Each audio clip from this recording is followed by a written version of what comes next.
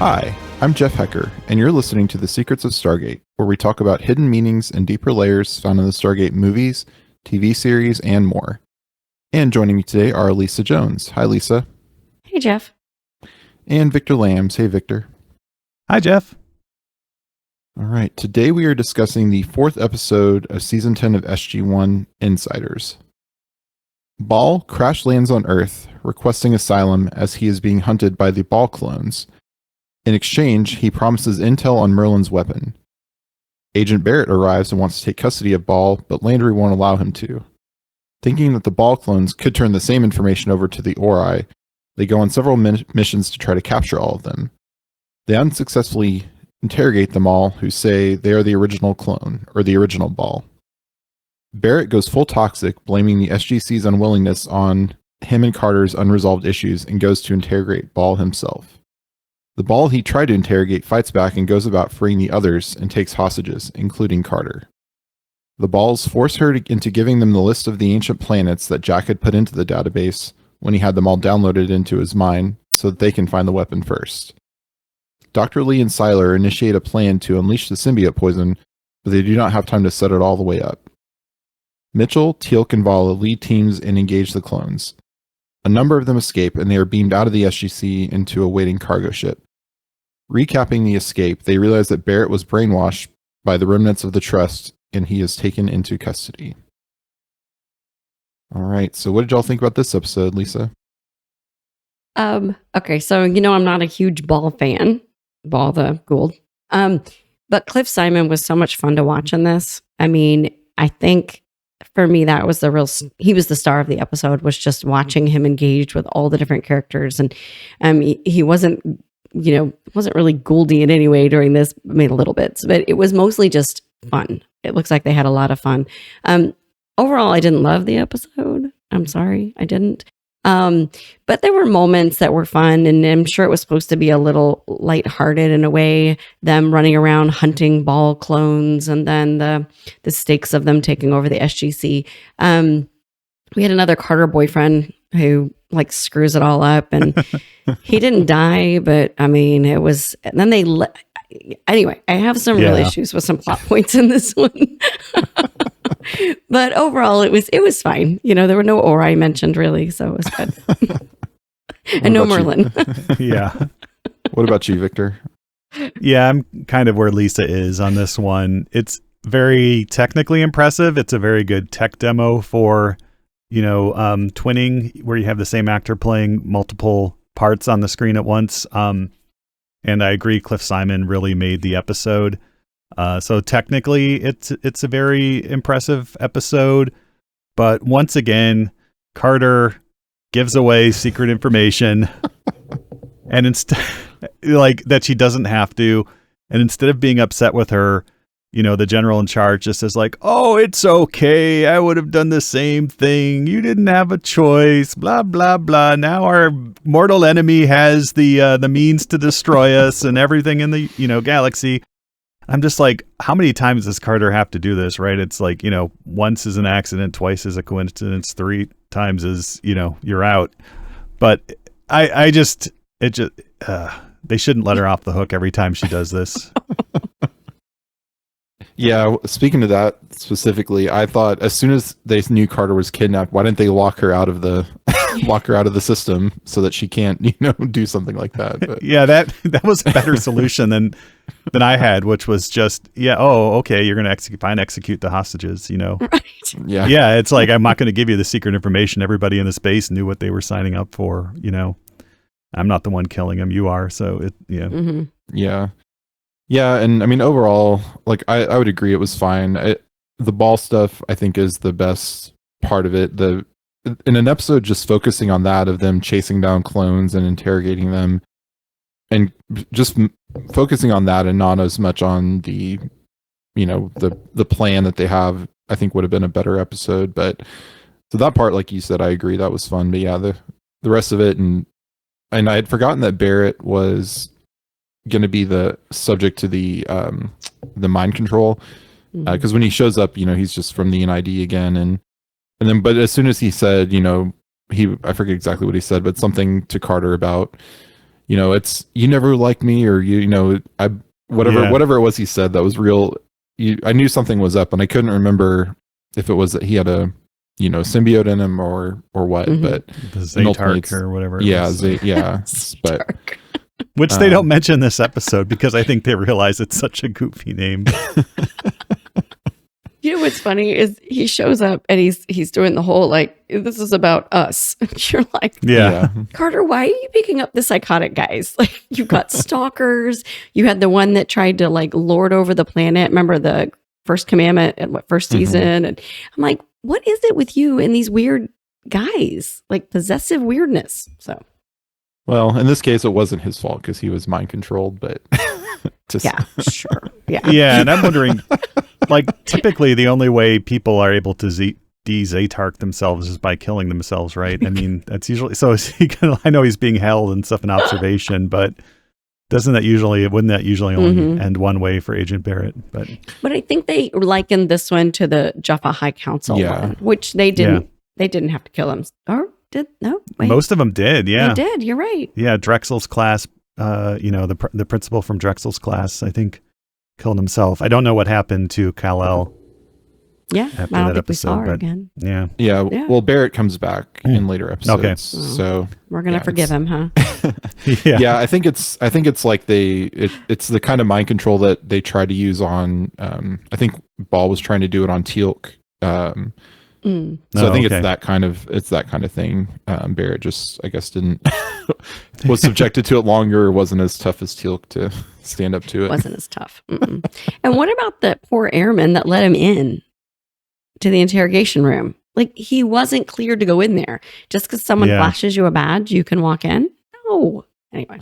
He goes in with the weapon, which is the clue that they realize after, how would Ball have, because the Ball's plan is to get captured so they can get the information, and then they have jamming technology in the SGC, but it, if enough clones have a implant, they can, the signal can be strong enough so to break through the jamming, and so that's why they all have to be in the same place, and have to be let out by Barrett.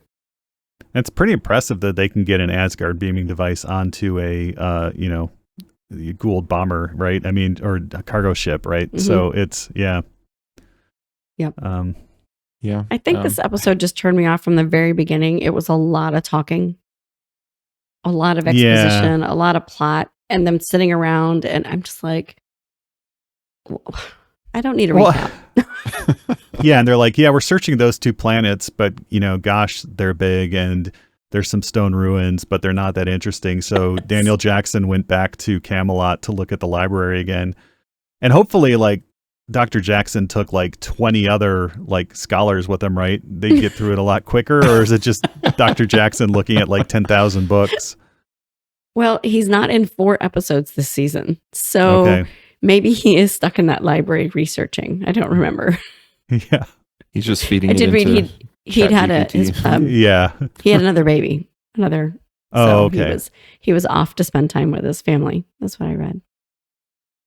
Okay. But no Daniel at all this episode, other than that mention, like you said. And I also thought it was funny that when they were sending the fire teams after the clones, everyone had guns except Vala. They made Vala have they stuck her with a Zat, but then they also put her in charge of that team. It looked like when she was still a probationary member technically. So I thought, I could understand if she wasn't in charge of the team, not having a having a gun, just having a Zat, but they put her in charge with a Zat. So I thought that was just, I know it's because she's the lead, one of the lead characters, and they have to do it, but I just thought that was kind of silly too. Didn't they give her a P90 on the planet she went to? Maybe I'm Well, I'm talking about on the base. On the SGC. But they trusted her with a P90. Yeah. On the planet. I just thought it was weird why she. Yeah. I just thought it was weird that everyone else had guns. Yeah. Except Vala in the SGC. So I thought that was felt weird. Interesting. Because she could kill someone very easily with a Zat. Yeah. Yeah. And then erase them. Yeah. We're not supposed to remember that exists. It would have been much better if it was just Vala hunting down clones and like triple zatting them, like Die Hard or something, Yeah, and speaking of That's Bala, funny. she even tries to seduce one of the clones. Yeah. Which is an interesting scene.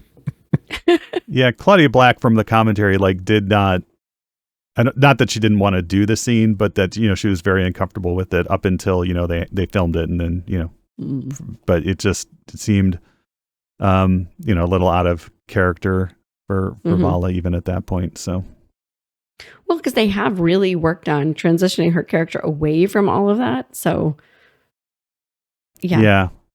Well, they were doing that. Yeah. Oh yeah, I mean they knew that what she was doing because she came back later and said, "I tried, my feminine charms and it didn't work or whatever." Yeah. So Yeah. like I think it was why would all. he I think she was believe put her? up to that. But Good cop, bad cop, sexy cop. I guess it only works if you do it on the same person, though. No, it was all different clones, right? Yeah, but it was all different clones, and the interrogation, the SGC really just needs to work on their interrogation because unless it's Teal'c, which we don't see Teal'c with one of the Ball clones, which would have been which is what I was waiting for. I was waiting for Teal'c to just slam a clone's face down into the thing, right? But we don't get to see that. The best interrogations at the SGC were when Teal'c used to just stand there and be quiet and stare at somebody, and they would just they would just give up all of it. So they should just let him do that.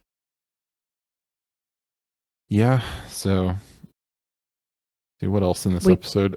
We did have a surprise recurring character / guest actor we haven't seen in a while, which was Sylar. Yeah. Oh yeah. And he got to die hard through the vents to try to initiate Dr. Lee's plan, which when they were talking about that plan, I feel like you should have this kind of plan set up already to, especially you know your enemies are, a lot of them are Gould or Jaffa, set it up so that you can do this at any point, and that could have but I guess then they would have to deal with the free Jaffa if they come in and still have symbiotes, but you know what they probably did? They set it up on the Alpha site because that's where you would take, dangerous prisoners would be the Alpha site or the Gamma site or whatever. And so it works there. They just never thought that would happen here. So why set it up? That was another thing that I was screaming at the TV about. Okay, granted, the first one crashes on the planet. That's fine. Take him back to the SGC. But then when they're well, we've got 20 of them now. I'm what are you guys... What are you thinking? Why do you have them all in the same place? It's just very we know the answer, the characters. Right? It was set. Yeah, I mean, it's just the characters act uncharacteristically stupid in this episode, and I don't like episodes where that happens. And it's all so that they can say, well, now Ball is also looking for Merlin's weapon. Yeah. That was the only result of this. It's Ball is also looking for Merlin's weapon, and if he gets it, he'll destroy the Ori. And you're oh, I guess that would be bad if Ball got the weapon and destroyed the Ori. Well, I think but I do they pointed out Ball wants the Dakara weapon. Was it the Dakara weapon to erase all life in the galaxy to prevent the Ori from coming? Yeah, except for his little corner of it, which I mean the Ori would find eventually anyways. So I don't know how effective that plan is. Well. Yeah, and I mean, and then the other thing is but he might also kill all the ancients, and you're thinking is that really a bad thing too at this point? I mean, it's genocide, but I mean, on the other hand, they're not super helpful. I mean, but they're not really alive. I mean, I don't know. That's a weird mix, right? Yeah. Yeah. I did in the initial kind of going to the planet to find the clones you had, because it's the original. Every clone is saying they're the original, and so I did like the fact that you had Vala and Carter capturing one, you had Mitchell and Teal'c capturing one, and they're all saying I'm the original, I'm Spartacus, and but it was really all their plan was to all be together so that they could get beamed out of the SGC. So I felt like we could have had a little more time of them finding the balls. It was pretty quick. They go to a planet, they capture one, they go to a planet, and then you're oh, an SG-12 got 3, and then it's a competition who can get the most of them, and gotta catch them all. Yeah. But I feel like it would have been I don't know, there was a few plot points where they could have expanded a little bit and contracted other things. Yeah, that could have been the episode, is just finding, like, there's all these clones on the run, we got to capture them, and then that could have been the episode, and then they do another one later where, because there's definitely episodes of this season they probably could have replaced with something better, so they could have done a full episode on the breakout of the clones or something, and that could have been a fun thing, like the clones are loose on Earth or something. So, and I like a good firefight, shootout as much as anyone, but the shootout here was just kind of boring because it's just like ball clones walking around shooting, and you're like, okay, I guess there's another clone here, and then just lots of shooting at people behind barrels, and it wasn't very exciting. I mean, technically impressive because you do have the twinning and stuff, the digital twinning going on and stuff, but the shootout itself wasn't, and it is like, how hard would it be for every Marine and Air Force security officer on the base to like recapture one level? I mean, I don't know, it just they've never had to do it before, right? I mean, SGC's never been overrun. There's At least they didn't arm the self-destruct at this point. So we've got a foothold situation. Let's arm the self-destruct, Then Carter could just disable it. Being told we're going to kill the hostages if you don't. Yeah, Ball says, I really want you to disable the self-destruct. Carter's like, okay. At least I'll do it slowly. Maybe Carter does have feelings for Barrett. Maybe that's what's really going on here. Maybe we overlook that. That's why she gave them the information, was because, oh no, you're going to kill Agent Barrett. Right? Maybe that's what it was. The only thing that would make sense is if she's been a Zaytark since like season 8 or something, but just this long con. Yeah. So funny. So this was only the second episode of SG1 to not have any film characters in it. Anyone from the film in it. Yeah. So Nightwalkers in season 6 was the first one. Because I think Jack was missing in that one. And then now you have no Jack and no Daniel. So. Oh, that's right. Interesting. Yep.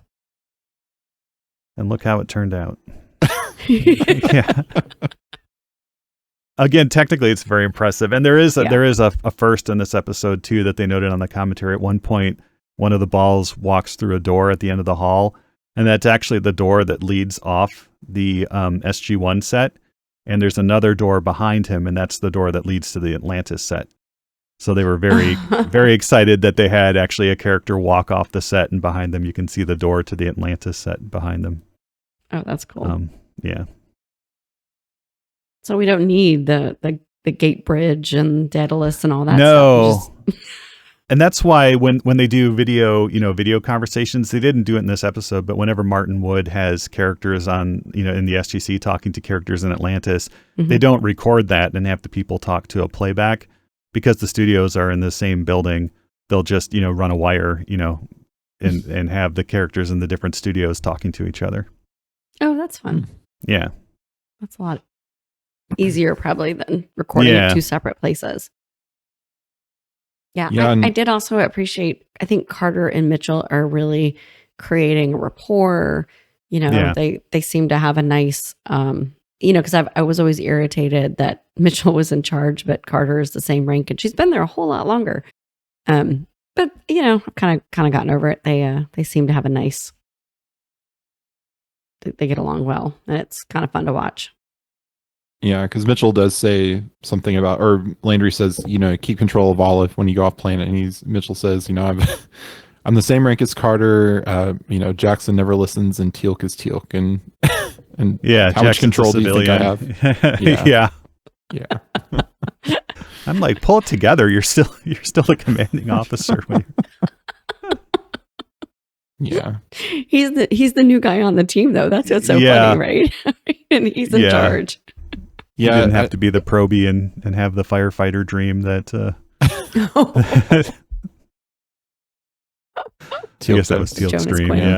Yeah. Because I'm trying to remember. I don't know if we've ever seen an instance so far of where Mitchell has to order Carter to do something. It's usually I almost think of them as co-leaders. Like on paper, Mitchell's in charge, but they usually make decisions together and I feel like, and kind of are in agreement because they're the only two military people. Like Teal doesn't have a rank that we know of. I'm sure he has, there's some kind of rank they give him on paper just to satisfy the Pentagon or something. But and then Vala doesn't have a Jackson doesn't have a rank, and Vala definitely doesn't at this point. So I hadn't thought about that. You haven't seen Carter and Mitchell be at odds over any decision yet, have we?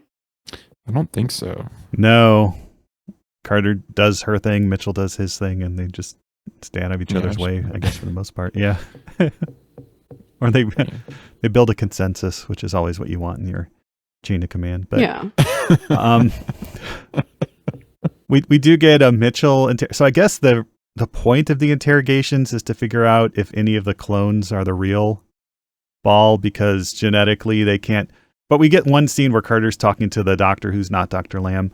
And the doctor says, like, yeah, I can't tell the difference between these two, balls. They're probably both clones, or the cloning is really good. But we don't see them come back and say, okay, let's look at all 20 samples and see if any of them look different. So that's just at the point they just have two, clones there. Mitchell has an interrogation scene that I think is supposed to be more meaningful than it is, where he's like, he tries to goad the Ball that he's interrogating into attacking him, and he's like, see, that's how I know you're not the real Ball. The other Ball would have attacked me even with the guard in the room. And you're like, wow, that's a really impressive gotcha moment, except it tells you absolutely nothing, But that is funny. Yeah. Yeah. I mean, I think at this point, because I don't think they even ever really revisit who the original Ball is, I think. I mean, because we'll see that in Continuum later, but yeah. It's really just they're all clones. There could be an original, but we don't know at this point. And it really doesn't matter what the story they told. I don't think we could see something in this season about it. There's one that's ordering the other ones around, but that, you're right. He could just be the Ball just left that clone in charge for this operation type thing. Yeah. Yeah. It's funny. I didn't even register that where was Dr. Lamb in this episode, and why wasn't she there? Has she been in this season? I'm trying to think. No, they mentioned her. In Morpheus, they said Dr. Lamb gave us a bunch of pills, and we can take as many as we want. Yay. It just dawned on me, because at this point, Michael Shanks was married to Lexa Doig. Yeah. And so if he's out because they just had a new baby. That's true. Yeah, that's true. Yeah. Who had the baby? Yeah, I think this was after Andromeda. Yeah, Andromeda finished up. Because I know that when she was pregnant on Andromeda, they scrapped the android clone that was, her walking around the ship, and then they would just show her from like the neck up on the screen as the, ship's avatar and stuff for a while, and then they brought in Doyle as another android version of her. So this was their second child together. This was their son. Yeah. So it's just kind of funny because it didn't even register to me at first. I forgot.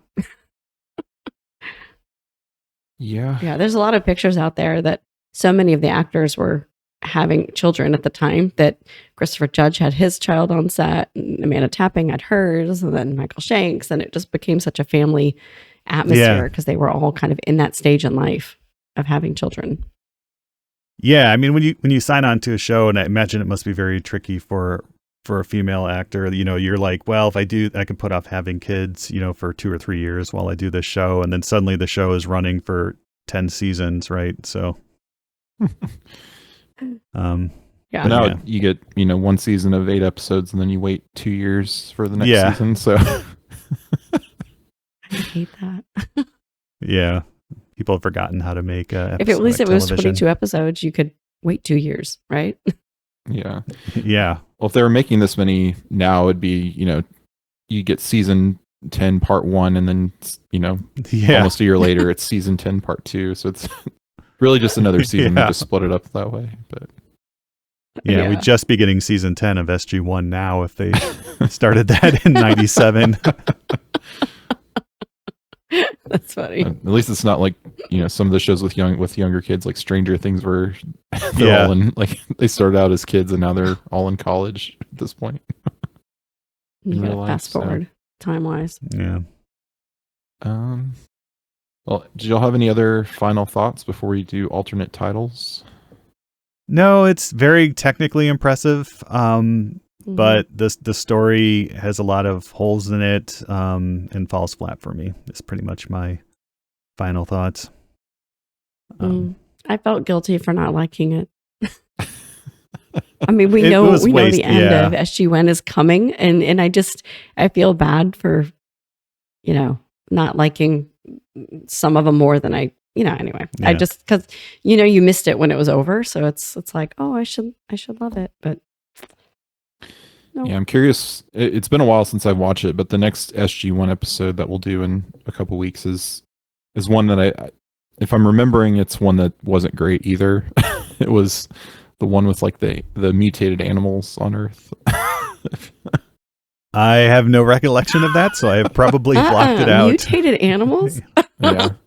So, and I think Barrett if he's not in it, I think he's mentioned from because I couldn't remember if this was Barrett's last appearance, but he does come back here in SG1 and in Atlantis, I believe. So, did we have any alternate titles, Victor? Yeah, we did. In French, we got, and this one's interesting, La Guerre des Clones, which is Clone War. So, kind of stepping on George Lucas there a little bit.